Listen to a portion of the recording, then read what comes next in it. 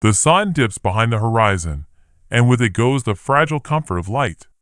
The air cools quickly, shadows stretching long until they vanish into a blanket of black. Crickets begin their chorus, and far off, a wolf howls, a sound that prickles every hair on the back of the neck. The family huddles near their fire, watching the darkness breathe and shift just beyond the glow. Before we sink fully into this long night, I'll pause just once. So before you enjoy the story, take a moment to like the video and subscribe to the channel, but only if you really like what I'm doing here. Now, back to the fire. The flames crackle and snap, sending sparks spiraling upward like tiny stars, but beyond the circle of light, the night presses close. Pairs of glowing eyes blink from the trees. Shapes slink between the grass. Predators are patient, clever, and hungry. The family knows this. They can feel it in their bones, the same way you might sense someone staring at you in a crowded room. The old woman rocks slowly, muttering words half prayer, half warning. Children cling to their mothers, their wide eyes darting toward every noise. Hunters crouch with spears across their knees, gazes locked on the fire's edge. The cave walls behind them are solid, but the open front feels like a wound inviting danger. A historically accurate fact: many early human groups depended on fire as their first line of defense against nocturnal predators. Firelight deterred big cats, hyenas, and wolves, animals that normally dominated the night. Without fire, a camp was practically a buffet. With fire, it was a fortress. But fire alone wasn't always enough. A strange detail found in some archaeological sites: early humans sometimes placed piles of thorny branches at the edge of camps. These worked like prehistoric barbed wire, annoying, scratchy, and surprisingly effective at slowing down lions. Imagine explaining to your kid, "Don't touch the thorns. They're for the tiger, not for you." The night thickens. An owl screeches, and one of the children jumps, clutching his mother's arm. Laughter ripples quietly among the hunters, easing tension for a moment. One mimics the owl with a ridiculous expression, his lips puckered and eyes crossed until the child giggles. Even in the face of danger, humor survives. Perhaps it's the strongest weapon of all. But the tension never leaves. Out beyond the firelight, something moves. A rustle in the grass. A crunch of bone underfoot. The hunters snap alert, spears raised, eyes darting. The fire pops, and for a heartbeat, everyone holds their breath. Then silence. Whatever it was has slipped back into the dark. The family knows the rules of the night. Don't stray from the light. Don't let the fire die. And don't let fear make you foolish. The old woman taps the children sharply when they lean too far toward the shadows. The mothers murmur soft songs, their voices rising and falling like the fire's rhythm, keeping little hearts steady. The predators wait, circling. Lions crouch low in the grass, their golden coats invisible under starlight. Hyenas slink closer, sniffing, laughing their eerie cackles into the night. A leopard settles into a tree above, its eyes twin sparks in the branches. The family cannot see them all, but they feel them, a pressure in the air like a storm waiting to break. Still, the fire holds. Sparks flare, smoke curls, and the beasts keep their distance. The hunters whisper to each other, gesturing toward shadows, planning silently. Spears are gripped tighter, stones gathered near. The old woman spits into the flames, a small act of defiance. And then, a sound. A lion's roar, deep and resonant, rolling across the plain like thunder. The children shiver. The mothers pull them closer. The hunters lift their spears, the firelight gleaming on the stone tips. The family knows they are not kings of this night. Not yet. But they also know that survival is not about strength. It is about outlasting fear until dawn. The hours creep forward, the fire their shield, their fragile sun in the vast dark. Beyond its glow, eyes blink and vanish, footsteps crunch and fade. The predators wait, but so does the family, their courage measured not in roars, but in silence, in patience, in the stubborn refusal to be easy prey. And so the first lessons of the night are learned. The power of fire, the weight of vigilance, and the truth that even in darkness, the human spirit burns as fiercely as the flames. The fire burns low, its circle of safety shrinking with each collapsing log. Sparks flutter like nervous fireflies, but darkness presses harder now, thick and confident. The predators know that humans are clumsy in the night, that eyes strain, ears misjudge, and nerves twitch at every sound. But what the beasts don't know is that these families are already learning to bend sound and shadow into weapons. One of the hunters rises slowly, a branch still smoldering in his hand. He steps just beyond the circle of light, holding the branch high. Then, with a sudden shout, he swings it in a wide arc. The flames paint wild streaks against the trees, shadows leaping like a stampede. A lion flinches back into the grass. The family chuckles in low relief. It's like waving a flashlight at your sibling hiding under the bed, except this time, the sibling has fangs and claws. A historically accurate fact here: early humans often used noise as deterrents. Evidence suggests groups clapped stones together, beat sticks, or shouted in unison to keep predators at bay. In effect, they were throwing a prehistoric rave, minus the glow sticks, plus the terror. The strange detail: some researchers believe that humans even imitated the calls of larger predators to trick rivals into retreating. Imagine a scrawny teenager trying to growl like a lion, only to end up sounding like a constipated goat. Still, sometimes, that was enough to fool a hyena. The hunters play with sound now, tossing their voices across the dark. One crouches low and growls, the sound rumbling through his chest. Another clicks two stones sharply, echoing against the trees. A third scrapes wood against bark, producing a screech that makes even the children wince. Together, the cacophony stretches the camp's presence, making it seem larger, more dangerous than it really is. The predators pause. Shadows ripple as they slink back, uncertain.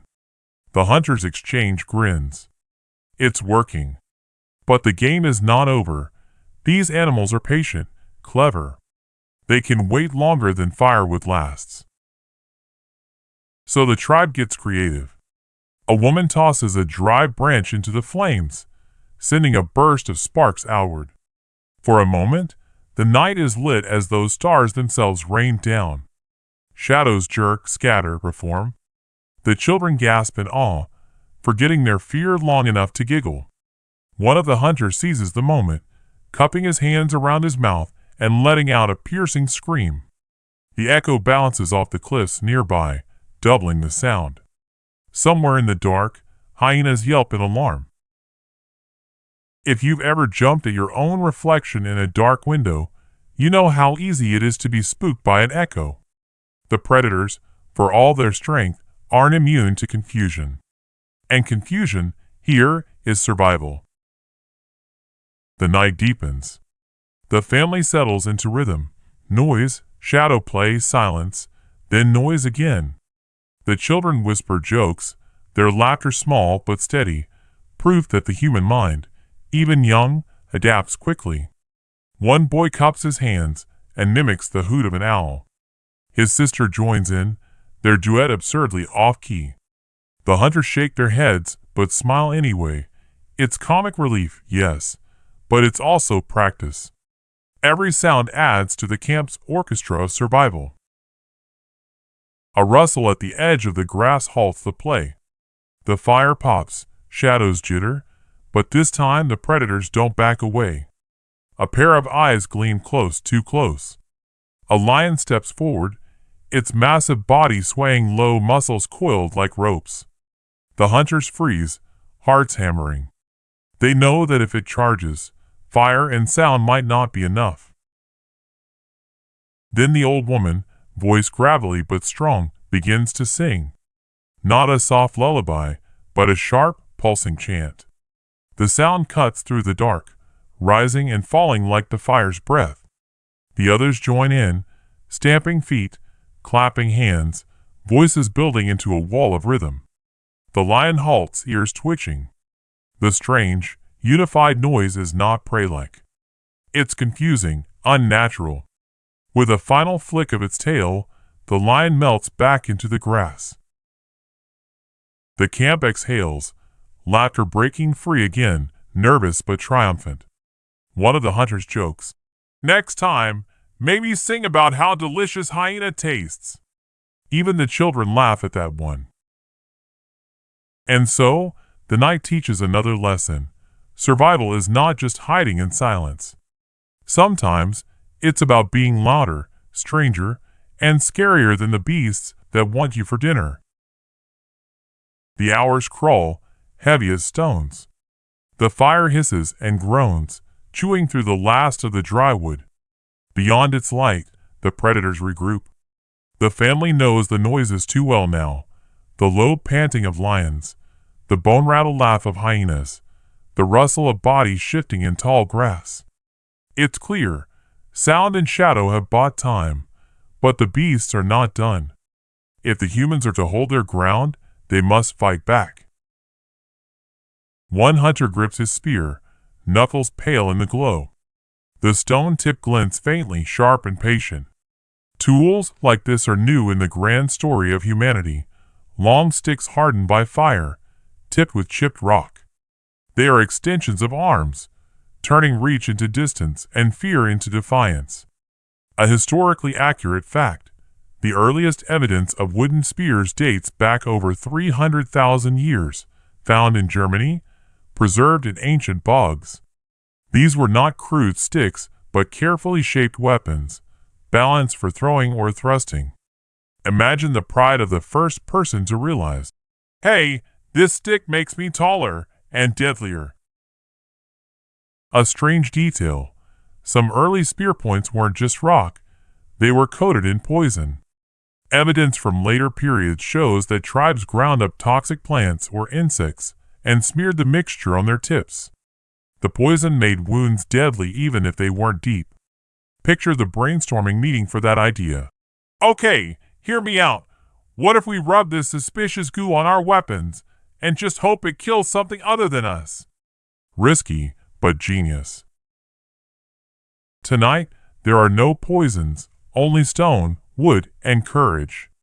The hunters form a line near the fire's edge. One crouches with a sling, fingers wrapping a smooth river stone. Another balances a sharpened stick, testing the weight. The women, too, gather what they can, rocks, bones, even a clay pot that can be hurled if needed. Everyone is a warrior when survival is the prize. The night answers. From the grass, eyes flare closer. A hyena laughs, shrill and mocking, and then darts forward, teeth snapping. A spear flashes, too slow. The beast dodges back, tail lashing, but the message is sent. Humans are no easy meal. The hunters adjust, nerves tight but hands steady. The sling whirls, stone hissing through the dark. A thud, a yelp, and something heavy crashes into the brush. Silence, then retreat. The children cheer, voices high and giddy, but the hunters hush them quickly. Victory is small, temporary.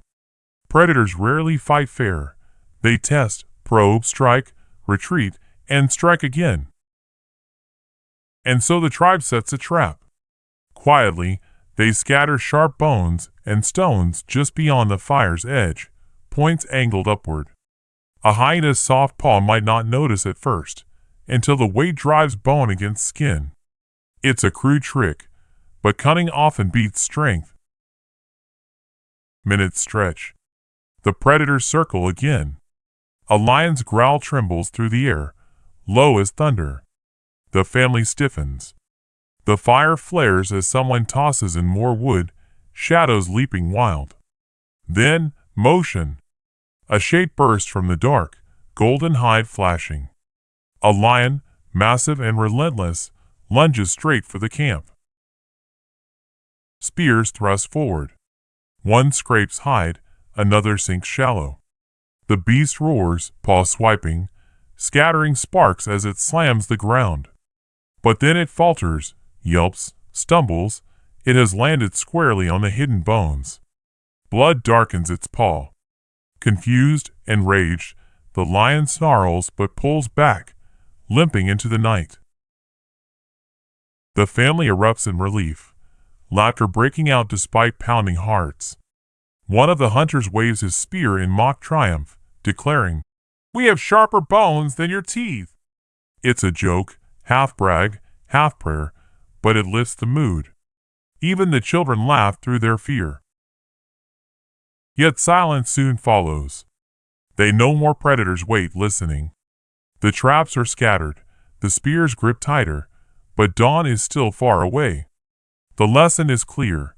Weapons are not only tools but promises, promises that humans will not surrender without a fight. And as the fire steadies, smoke curling upward into a star-scattered sky, the family realizes something profound. They may not be the strongest, the fastest, or the fiercest, but they have learned to bite back. And that makes them dangerous in ways the night has never known before. The night is far from over. The predators still circle, their patience bottomless, their hunger gnawing. One lion limps now, wounded by bone and stone, but the pride lingers in the grass, watching. Hyenas shuffle closer, sniffing the air with that unnerving mix of boldness and cowardice. A leopard clings to the tree above, waiting for distraction. If the family were alone, one hunter, one mother, one child, they would be doomed. But they are not alone. They have each other. The hunters shift positions, taking turns near the fire's edge. When one grows weary, another steps forward. A silent rotation forms, like soldiers on watch, except these soldiers wear skins and carry spears instead of uniforms and rifles. The mothers keep the fire alive, snapping branches and tossing them into the flames. Even the children have jobs, gathering small twigs, passing stones, whispering warnings when they see eyes glitter in the dark. It's messy teamwork, but it's teamwork all the same. Historically accurate fact. Anthropologists believe the roots of human survival lay in cooperation. Unlike solitary predators, humans thrived because they hunted, gathered, and defended together. Wolves, oddly enough, were similar, which is probably why we eventually became best friends. It's funny to think that the howling menace beyond the fire might someday sleep curled on a mat in your living room, begging for belly rubs. A strange detail. Some groups are thought to have used coded signals at night, clicks of the tongue, whistles, or even sharp coughs, to communicate silently without alerting predators. It's like the world's earliest walkie-talkie system, only without batteries, and with the occasional embarrassing mistake. Did you mean 2 clicks for danger, or 2 clicks for I dropped the spear again? Tonight, the tribe builds its own system. One hunter scratches a rock against another, sharp and quick. 2 scrapes mean, "Lion moving." A low whistle from the women means, "Children, stay still."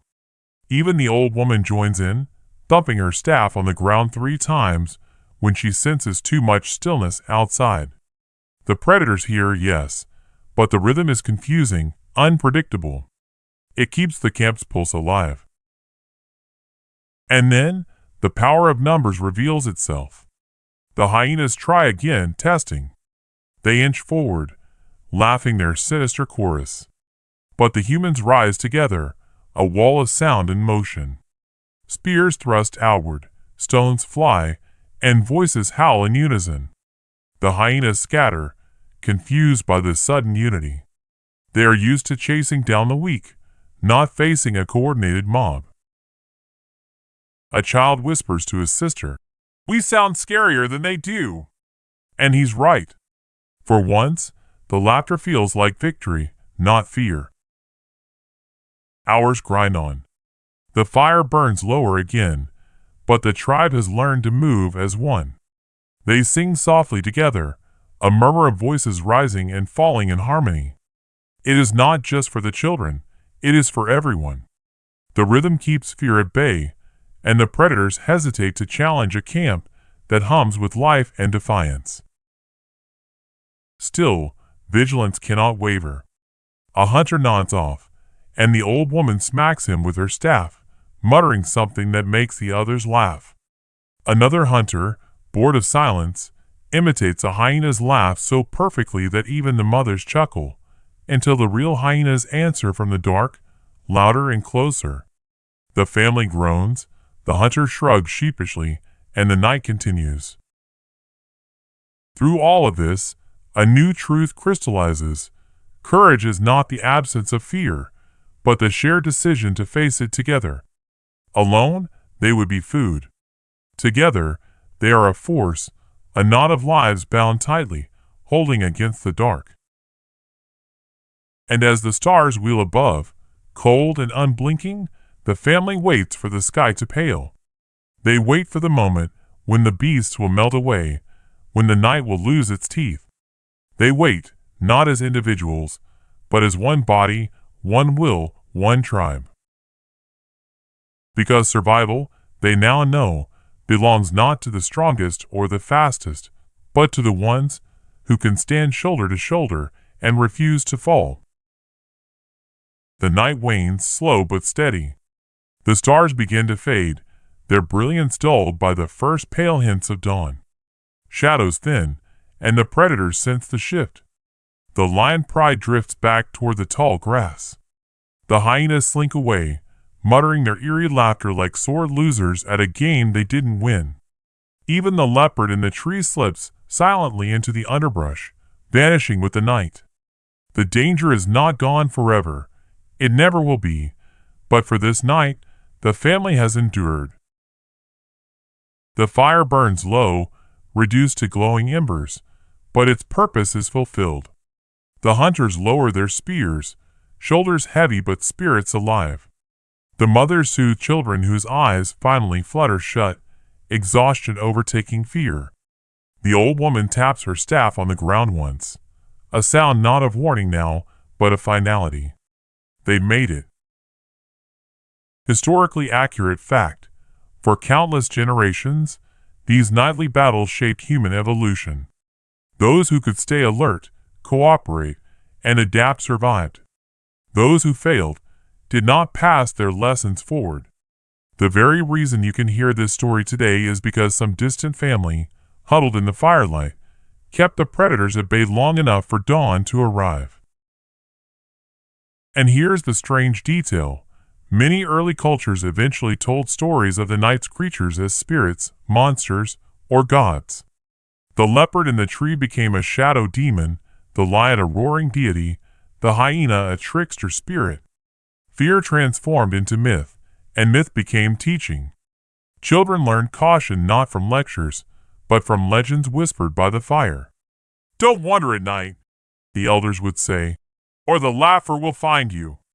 Scary bedtime stories were humanity's first survival manuals. This family, too, will tell stories. The hunters will exaggerate how many lions they speared. The children will boast that their hoots and whistles scared away the hyenas. The old woman will remind everyone that her chant froze the lion in its tracks. Each detail will shift with retelling, each laugh and gasp weaving the memory into something larger than fact. And in those stories, courage will become tradition. One of the children stirs, rubbing his eyes as the sky lightens. "Did we win?" he asks, voice small but hopeful. A hunter ruffles his hair and says, "We outsmarted the night." The boy smiles, too tired to argue, and drifts back to sleep. Humor lingers too, even in exhaustion. A mother teases one of the hunters.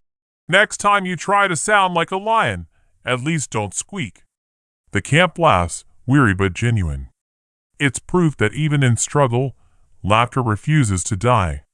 Perhaps that, more than any weapon, is humanity's secret edge, the ability to smile at fear and make it smaller.